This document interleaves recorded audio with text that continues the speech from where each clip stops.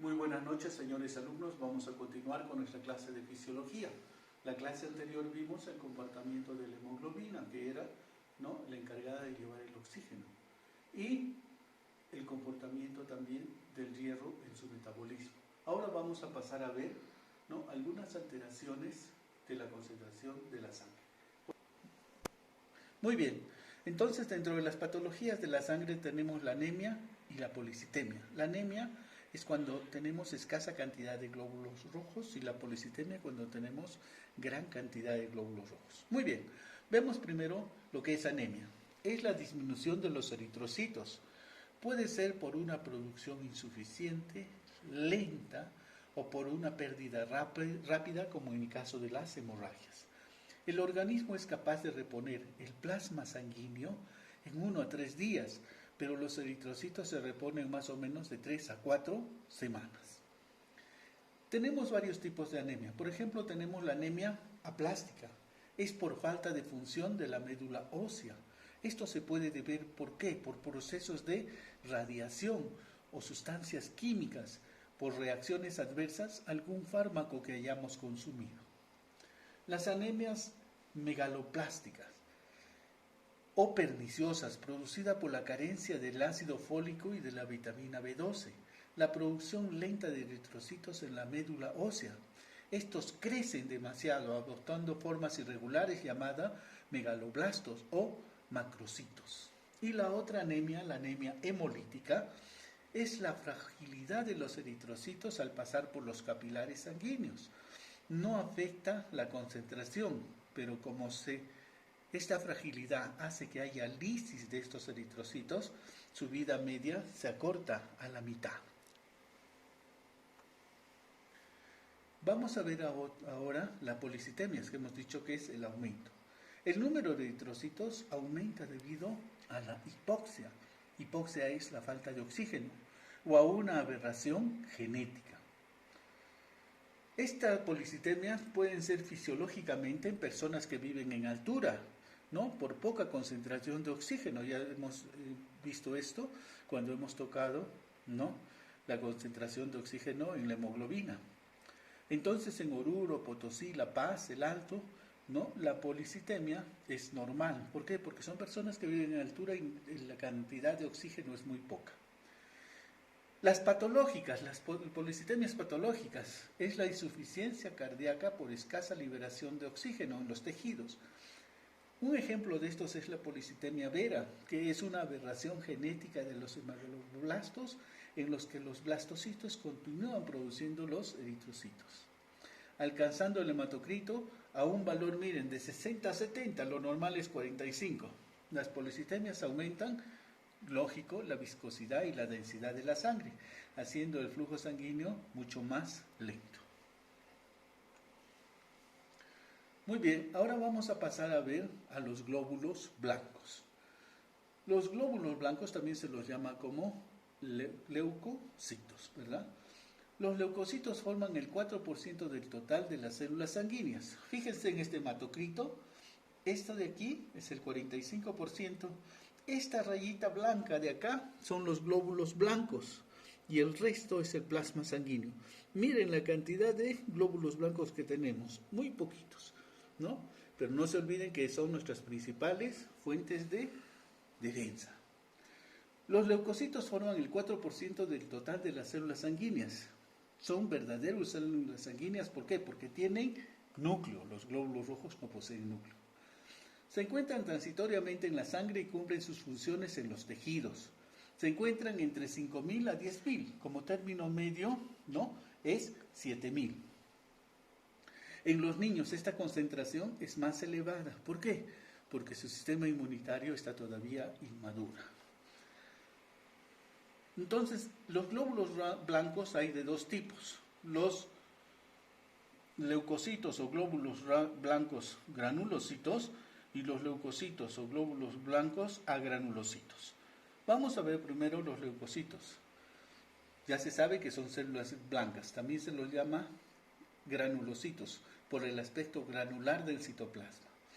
También se les dice polimorfonucleares. ¿Por qué? Por las múltiples formas de su núcleo que adoptan en la fagocitosis. y se los llama también micrófagos. ¿Por qué? Porque son células pequeñas.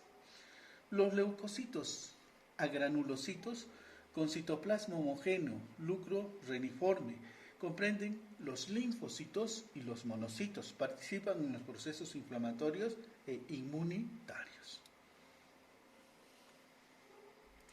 ¿Cuáles son las características de los leucocitos? Tienen forma esférica, variando durante el proceso de fagocitosis.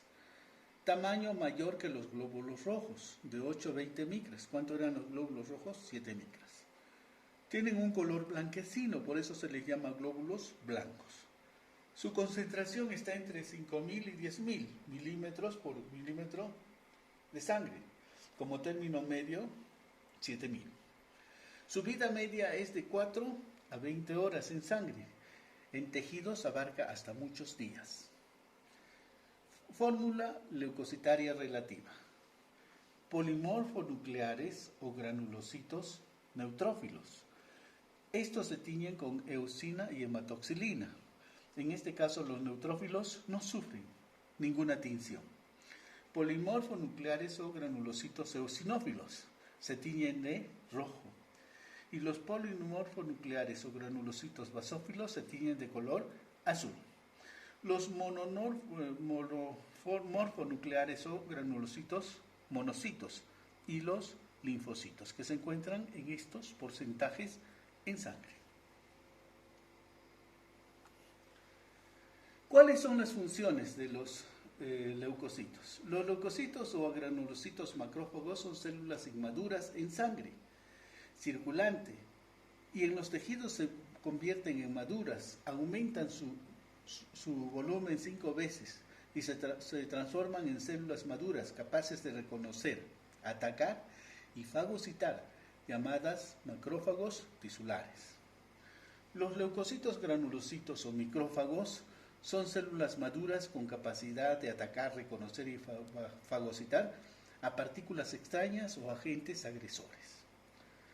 Los micrófagos y macrófagos se mueven en espacios tisulares e intersticiales por diapédisis. Los macrófagos y micrófagos se mueven en dirección de la zona inflamada e infectada por quimiotaxis. Estos producen una serie de sustancias químicas que genera esta reacción. Toxinas bacterianas productoras de quimiotaxis. Miren, aquí por ejemplo hay un óvulo con espermatozoides alrededor. Este es un proceso de quimiotaxis. ¿Qué hace? El óvulo emite ciertas sustancias químicas que son captadas por el acrosoma de los espermatozoides y van en esa dirección. Esa misma función tienen todos los leucocitos, la quimiotaxis. Entonces, toxinas bacterianas productores de quimiotaxis. ¿Cuáles son? Los productos degenerativos del propio tejido infectado. Productos de reacción que activan la producción de proteínas en los tejidos inflamados, que son otros anticuerpos. Sustancias químicas formadas en el proceso de coagulación del plasma sanguíneo en la zona inflamada. La quimiotaxis depende ¿de qué?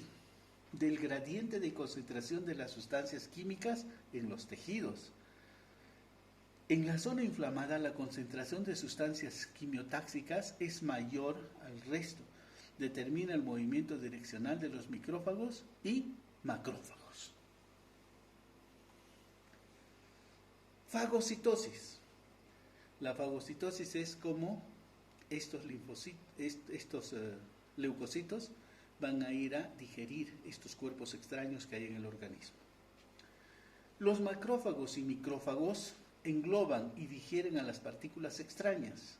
La fagocitosis es selectiva, destruye a los agentes invasores y no a las células que no son invasoras. Para que se produzca la fagocitosis depende de dos factores selectivos. La estructura externa rugosa facilita la fagocitosis.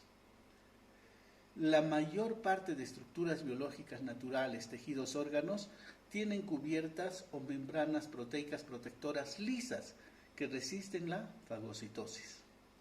Los tejidos muertos y partículas extrañas no tienen cubierta proteica protectora, por lo tanto son fácilmente fagocitadas.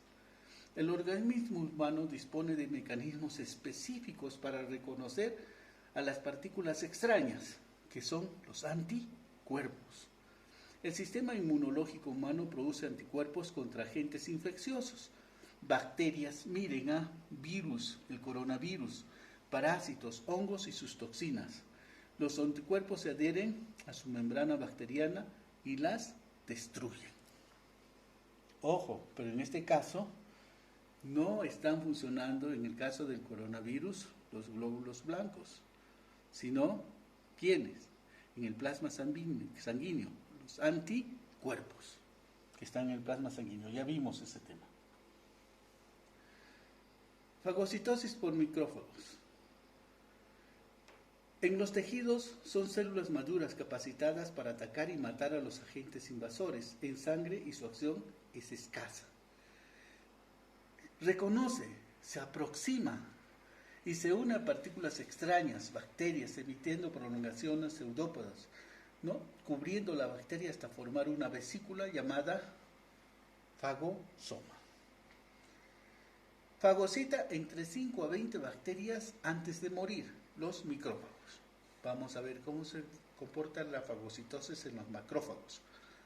Son células inmaduras en sangre y se transforman en maduras en los tejidos, donde aumenta 5 veces su tamaño, llamándose macrófagos tisulares y maduros.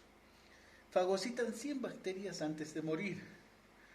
Las engloban, las digieren partículas más grandes como los eritrocitos muertos y algunos parásitos como la de Chagas y en el paludismo.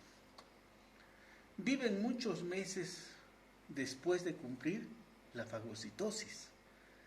La vesícula fagocitaria se convierte en vesícula digestiva. Digieren la gruesa membrana lipídica de las bacterias gracias a sus lisosomas, que contienen enzimas de tipo de las lipasas.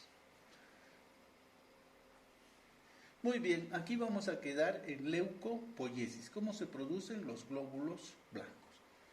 Muy buenas noches, muchas gracias.